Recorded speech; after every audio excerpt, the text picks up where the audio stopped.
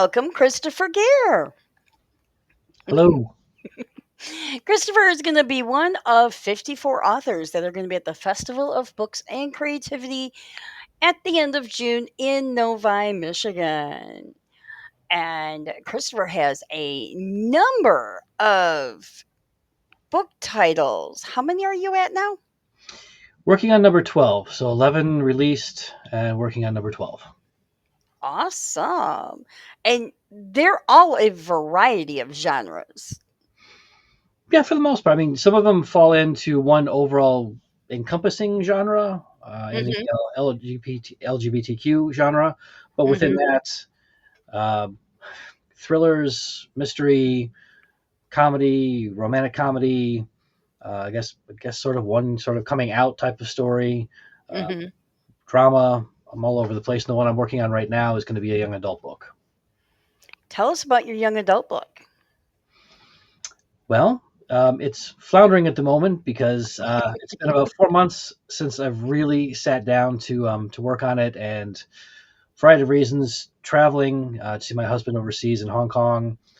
Election's been kind of a downer. The politics have been kind of a downer. Work has been a little crazy, but I think some of the other aspects to it. My dog. Every time I sit down to write, my dog suddenly appears and is like, "I want some attention." Every time I sit down to write,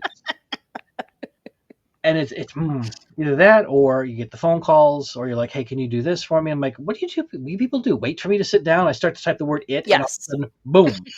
I'm like, that finally just I'm like, I've had it. I'm done. I'm just gonna walk away for a little while, let things work themselves out, and when I come back to it, the other day, got home from work, I sat down. I'm like, all right, you know what? It's been months. I'm gonna try this. Mm-hmm. I opened up the document. I started to type. I got a call from my neighbors. Hey, can you take me up to the Trump place because I need to drop my vehicle off? I'm like, that's it. I, I'm happy to like. They were watching you. There's little cameras inside this house. There's got to be. But no, it's this particular story that I'm working on. I've been asked if I would ever write a young adult book before, and I just never felt I had a story. Mm-hmm. And I started thinking about actually what prompted it. I was a huge fan in Detroit. We used to have Channel 20. I don't remember if you, Mm-hmm. but Channel 20 back when I was in grade school. When I would get home from school after they would show the Archies, there was one of two Japanese shows on TV they would show. It was either Ultraman or Johnny Sacco and his flying robot. Mm-hmm. Watching those shows, and somebody, it was a couple years back, released a Blu-ray of an Ultraman movie from Japan, where they got all the original cast members of several of the Ultraman shows together for this film, and Oh they wow. showed several of the iterations of Ultraman over the years in this particular film. And I sat there, and I think I teared up, and I think I cried through parts of it because it was like reliving parts of my childhood. Mm-hmm. You know what? I would love to write sort of a story where the kid, the main character, would have a love of the same things that I did growing up, which he would have had to have gotten from his parents because now I'm freaking old. So he had to get it from them, and I somehow incorporate that into the story. And I started working on that, and gave him a best friend, Japanese best friend. I think they're 14 or 15 years old in the story, and it's mostly about their friendship. They've Mm-hmm. been friends since I think the second grade. The main character, his name is Gabe, or show calls him Gabriel. Gabriel's parents have passed away. They died in an accident. So he goes to live with his aunt and uncle, ends up in grade school. He meets Sho, and Sho becomes his best friend. They were sort of reluctant friends, and they have remained friends all throughout up until high school. And Okay. the banter and the repartee between the two of them is just really the foundation of the entire story. And I had so much fun writing it. So there's different aspects of the story that are very secondary, but just the friendship is first and foremost in the front. And I'm having a ball. I just need to get back and finish the darn thing. It's about 85% done. I just need to be able to have the time to do it without the interruptions. Puppy dog, take note. He needs time. This is the point where Puppy Dog plays deaf. We had him at the vet a couple of years ago, and the vet called up and she's like, "Do you realize your dog is deaf as a post?" We're like, "No, actually, he's not." She says, "Really?" I said, "He just doesn't like what you have to say. If you whispered the word treat behind his back, those ears perk up. He has heard the word." do something, those ears go down. He's playing stupid.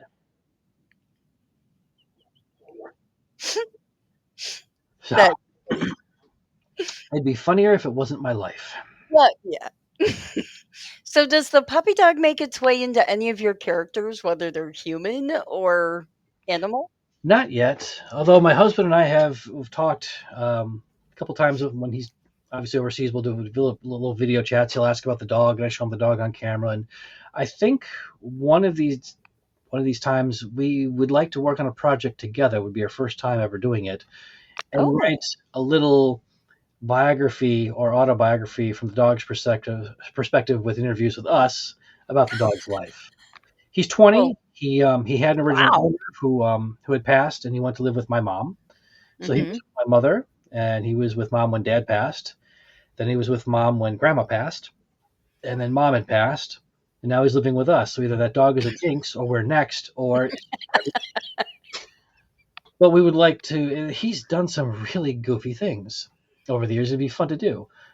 Case in point, 2 weeks ago, I came home from work, and I'm still getting over a sinus infection, which I can still. Hmm.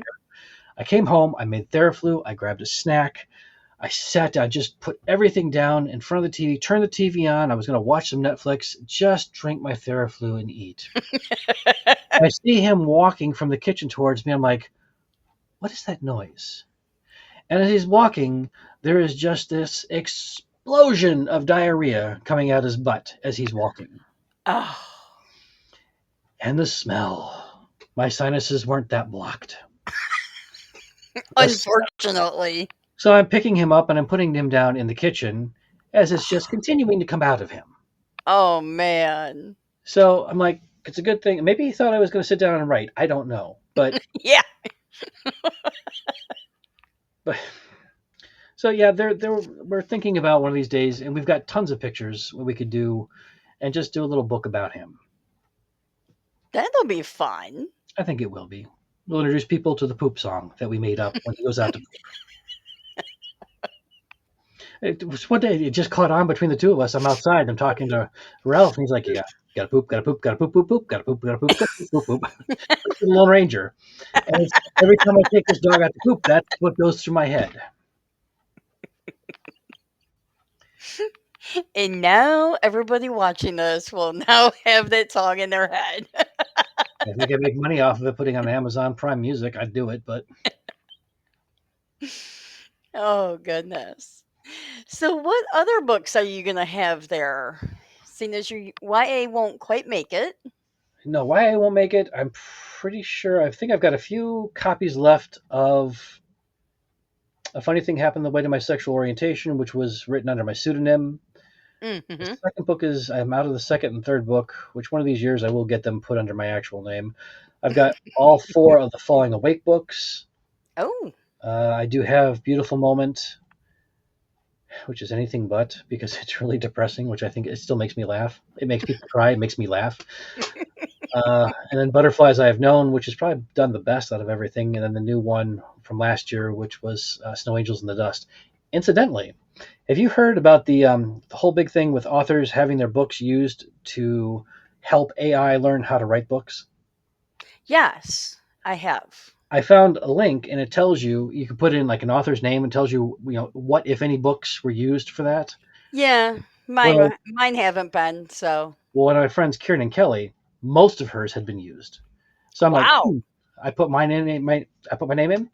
Beautiful Moment was used.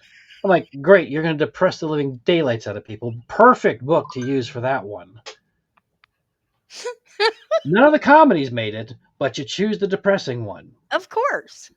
So I'm not thrilled about that, but there's talk about a class action lawsuit to stop them from doing it, but I got to figure out how that works too because I'm like, nobody asked my permission. Yeah, I have no idea.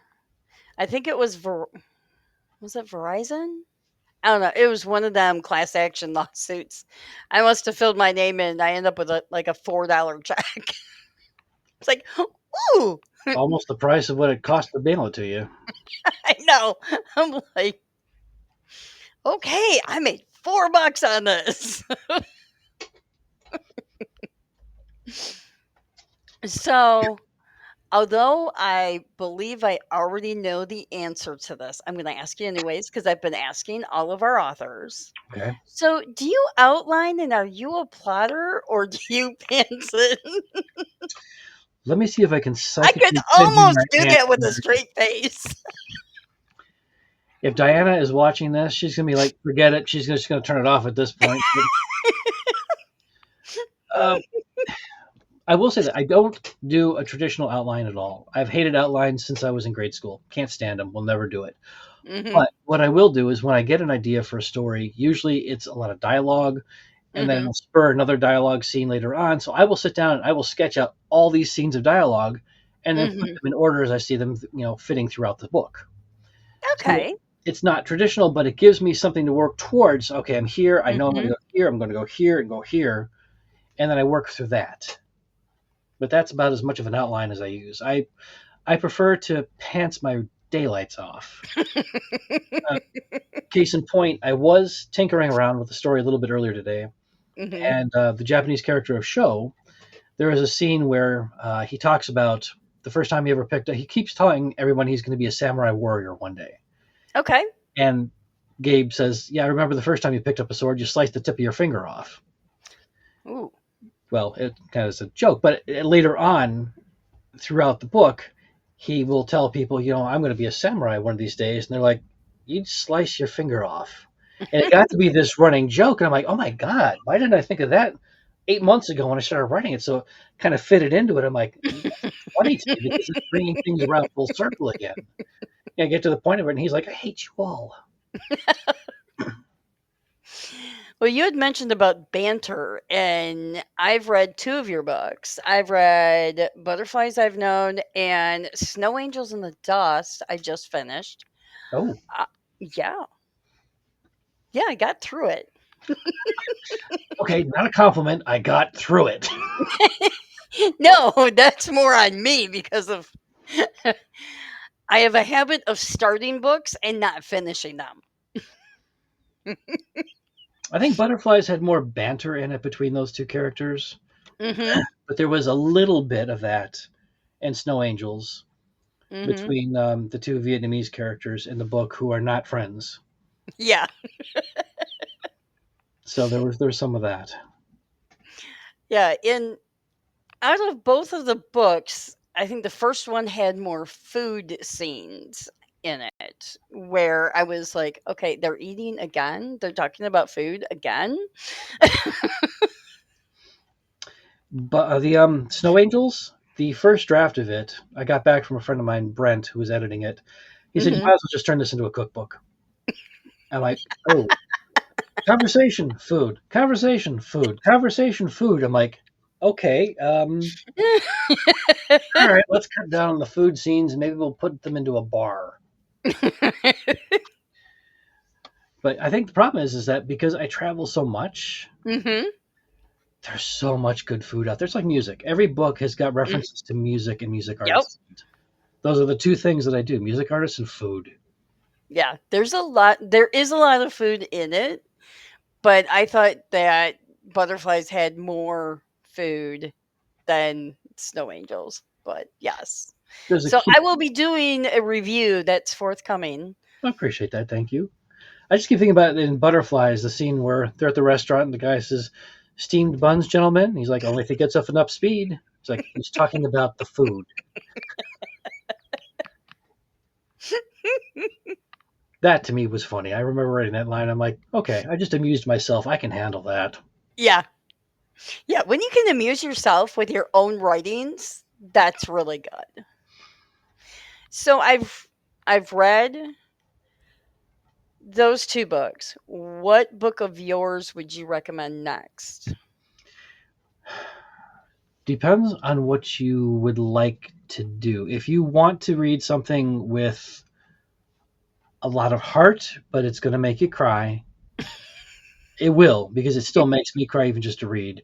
Would be Beautiful Moment, which Okay. which takes place also in Michigan, Oh, nice. mostly in the Upper Peninsula. We've got a Ooh. summer place up there, and I've always wanted to write something that took place up there. Mhm. and that book really gave me an opportunity to do. Plus, that was me coming to terms a lot with my parents' deaths Oh, through the okay. character who has lost most of his family, and how he deals with it, and how he needs to just get away, and how he just basically turns himself off from the rest of the world. Mhm. What kind of forces him to come back around again. So there's a lot of heart in that one, and it'll make you cry. Awesome. Tissues will be on order. The other ones are thrillers. It's the Falling Away books are thrillers. Okay. The first one was only supposed to be a novella, and it is a novella. It was a one-off, but it ended up being the most reviewed book and the best reviewed book I'd ever had. And people Mm. want to know what happened next, and I'm like, nothing. It's in here, but it's nothing that I would think to share. Right. But then I did, and then I ended up going a little backwards. The first book is kind of the middle of the story. I went Mhm. back. Now they wanted to find out what happened after, so I had to write the third. Mhm. And then the fourth one takes place after the second one. So it just, in one of these years, I will eventually write the fifth, which will be the final one. Okay. So what other books do you have in the works? I've got 4 or 5 in my head that I really, really, really like to write. If the young adult book works out, it does decently. I have a second book in mind with those same characters in it. Okay. Um, I've got, I don't want to get too much into plots, but I've got one that I'd like to have that takes place in New York that I think would be absolutely hysterical to write. Oh. Essentially, an editor who's probably late 30s, mid 30s, is Mhm. dating a guy from Michigan um, who's a police officer. And Mhm. in the beginning of the story, he's basically the editor's being dumped, and Oh. he's being dumped. They just can't agree on things. Mhm. The police officer's walking away when he gets hit by a car, Oh. wakes up, no memory, thinking he's a character in this editor's book. These Oh. pulp detective novels. Except the Uh-huh. police officer is Korean, who thinks that the editor is his Korean sidekick, who doesn't speak Korean, and thinks that he does speak Korean. And it would be another kind of comedy. Mhm. So that's in the back of my head. There's a book I'd like to write that takes place in Hong Kong. I would love to do one that takes place there, and that's going to be a romantic comedy with a lot of banter, Based on a couple of people? based on a few people I know and have lived. So there's that. I noticed that you do have in your books, and I was noticing that in uh, Snow Angels, is that your reference to him being so white, and I noticed that came up a few times, and you always have uh, mixed couples. Is that because of your background, or is it what was your reasoning for putting mixed couples together? Probably because of my husband being, well, he's half Chinese. Don't tell him Oh. that. He identifies with his Chinese side, not so much his white side. But very few novels have I ever read, let alone gay novels, that Mhm. had Asian characters who weren't the sidekick. They weren't just there Oh. for laughter and very secondary type characters. The Asian characters in the books are intelligent, often more intelligent than the main character. Mhm. They're there for a reason. They are full blooded human beings, storyline, lives of their own, family lives of their own, not the walking cliches that we like to see or we usually see on TV or in Mhm. films. They're they're there, and it kind of mirrors my own relationship. And I like to have characters in there who can do that and show that it's not all stereotypes. Yeah. And the fact that they could make fun of him in Snow Angels, he's in Vietnam. He is the minority. Yeah. I know. So he's dropped in there, and they can very easily make fun of him because he's white. Mhm. His actions are very stereotypical. The clothing that he wears, brand clothing, Oh, and yeah. make fun of him for it. The guy says, "I'm going to take you to the dollar mart down the street here. You get the same thing for a quarter." So I mean, it's fun to play with those. It's fun to play with the stereotypes and turn them on their heads. Mhm. And I did a lot of that even in Butterflies. Butterflies was a lot of fun for that. Mhm. So Butterflies was originally not supposed to have a sequel. Right. No, not with those characters Mhm. because I really honestly didn't know what to do with them, and Okay. I didn't want it to just put them there for the sake of putting them there. Mhm. So the fact that I was able to take a very very secondary character who was only in three small scenes and do something with him Mhm. in Snow Angels, but also at the end of Snow Angels give a little update about the characters in the first book. I thought that was really cool. That to me brought it full circle. Mhm. That was fun, but also it was people wanted to know more about that photographer Milton Glass.